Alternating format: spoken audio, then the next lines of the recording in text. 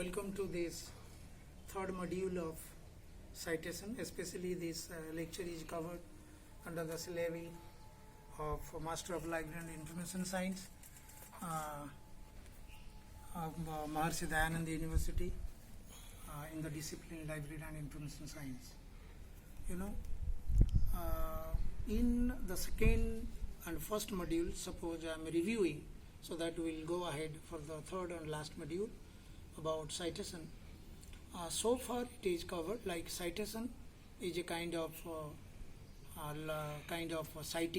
cited matter, giving source details in the form of references, and while citing in the text, we call it in text citation, and there the author need to acknowledge the source. This is basic of citation. Secondly, we have covered in the second module that how much amount of cited matter should be borrowed or lent from other sources, and number of citations need to be given in a particular article, particular research paper. So all these things have been covered in both module. Third module, it is all about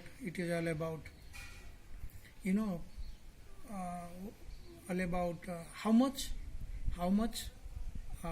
matter or words should be borrowed from other sources. There is no clear cut guidance. Sometimes it may differ discipline wise, author wise also, author's experience, author's maturity, author's vocabulary, author's narrative style. So all these matters, but the golden rule is that a lesser and lesser amount of cited matter should be lent from other sources, and the rest should be from your own. Okay, first thing. Second is that how to cite. It is all about the skill or technique I'm talking about. So there is a rule or norms. That norms, what is a rule or norms? Norms should be uniform. Sometimes they used to ask in my research classes, like you raise a very typical kind of questions.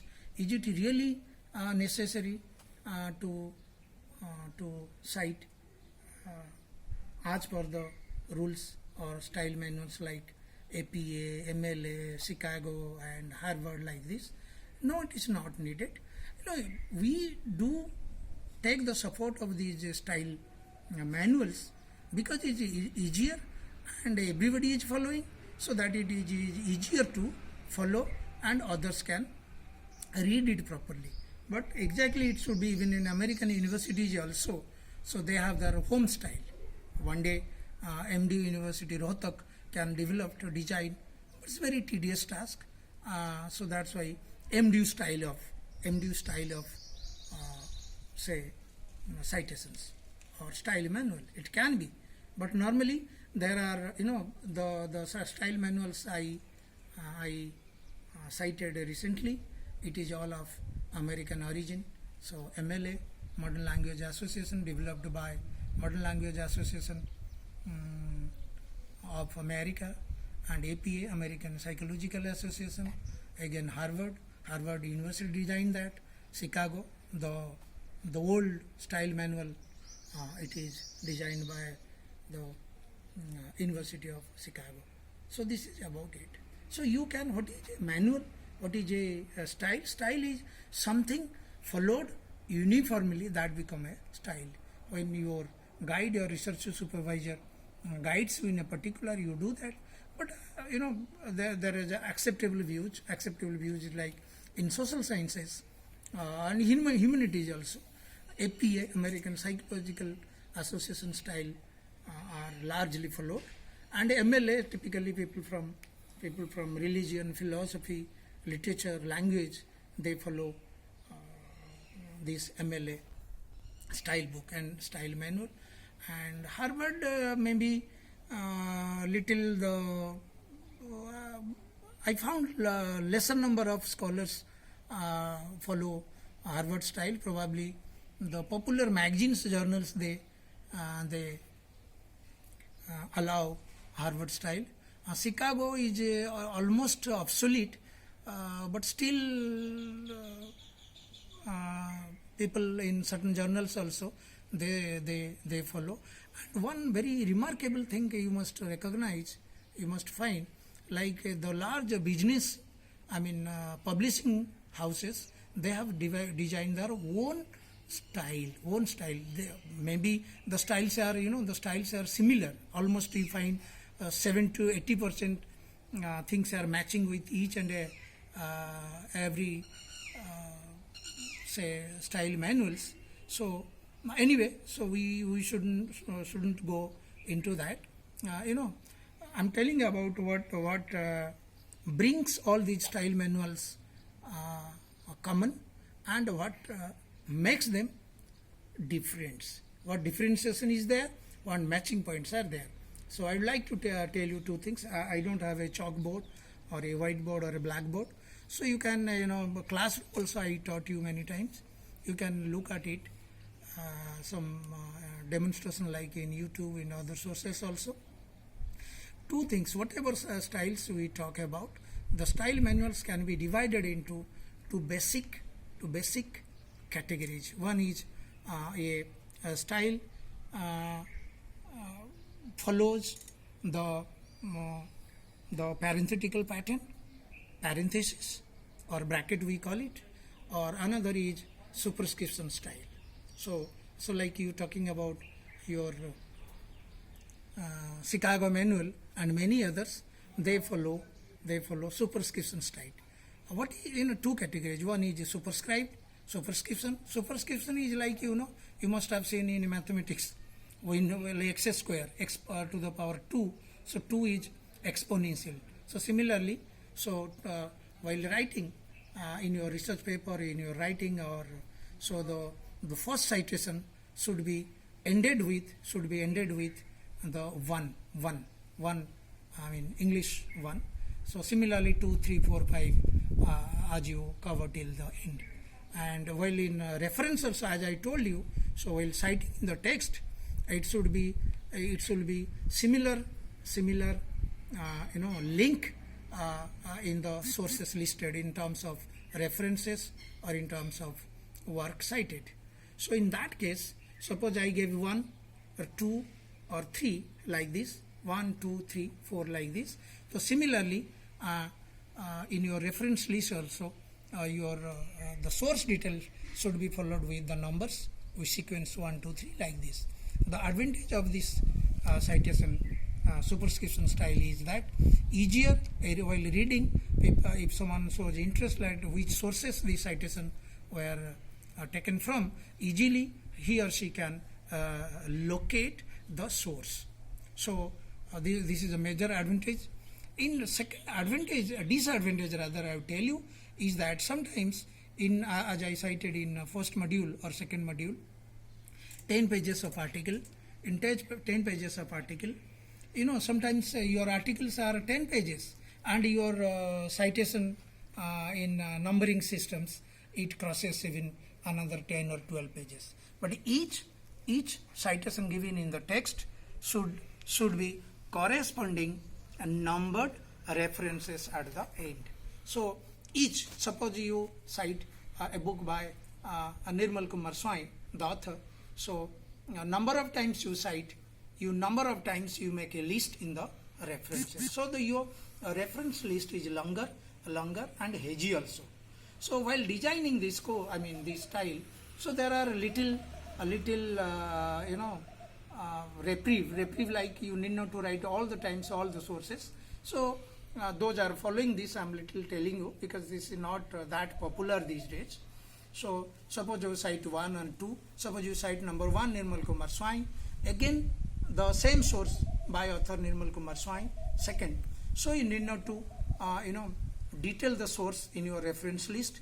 So while writing the first one in detail, the second you write opposite. Opposite is all our Latin terms like as it is cited above, immediate preceding source. So similarly, suppose in 2 or 3 breaks, again you cite this Nirmal Kumar Swami author, the same book, at the end, I mean fourth or fifth number, there you need not to write.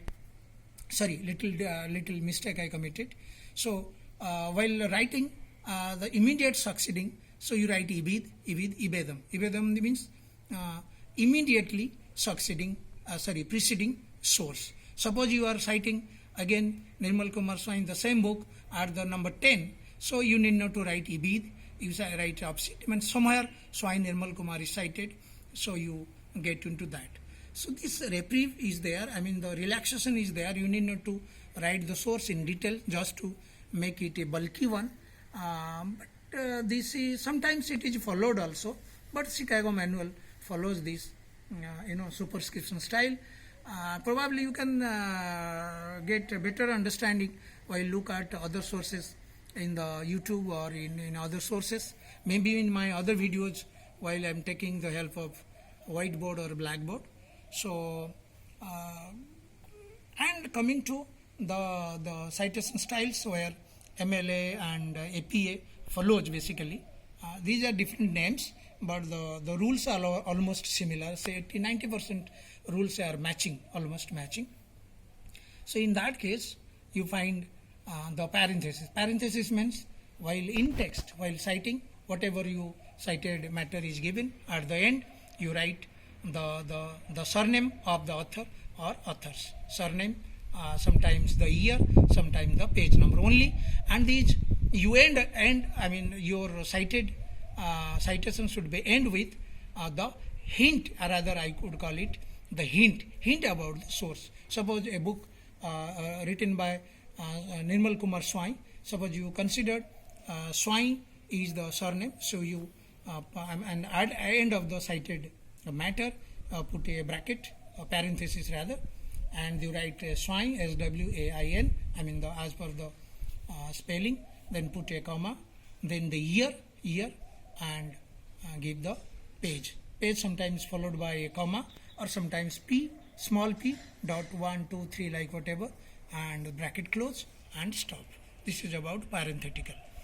The advantage of this parenthetical is, suppose you and at the end, while listing the reference sources, you need to only write the authors begin with surnames.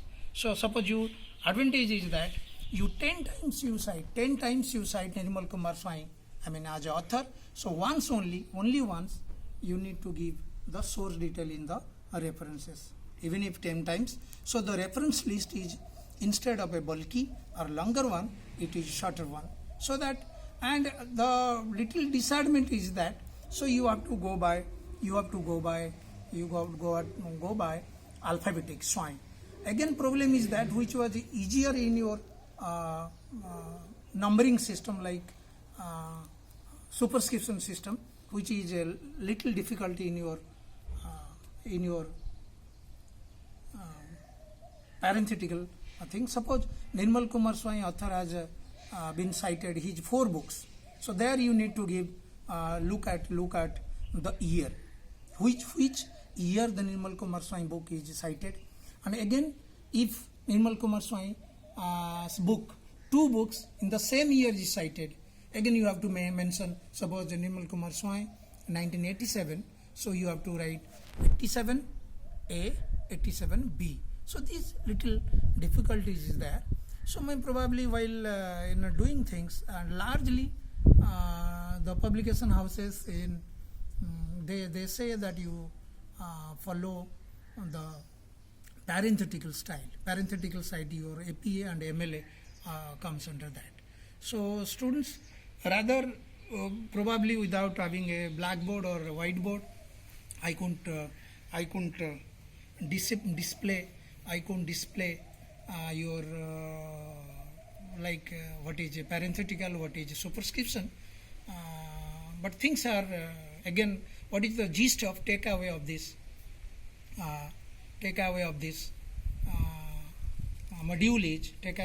module is like you there are two categories of style manuals.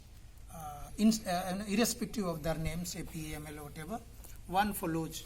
I'm talking about largely in the perspective of social science and humanities. One is a superscription style. They follow both in-text citation as well as the references with the numbering system 1, 2, 3 like this. The advantage is there, a disadvantage is there, and second category I talked of are the cited parenthetical citations. They are, which parenthetical means under the bracket you give the hint about the source in the in text while taking, writing the surnames of author or authors. And similarly, in the reference list is arranged surname wise also. So there should be matching, so that whenever a reader shows it's curious what exactly source someone rather is interested to verify, so it goes by the matching the surname of the authors in the text as well in the reference list. So hope this is okay. As I told you, these lecture modules are only guidelines, and supportive you can go through internet and other sources, sometimes books also. Bye bye.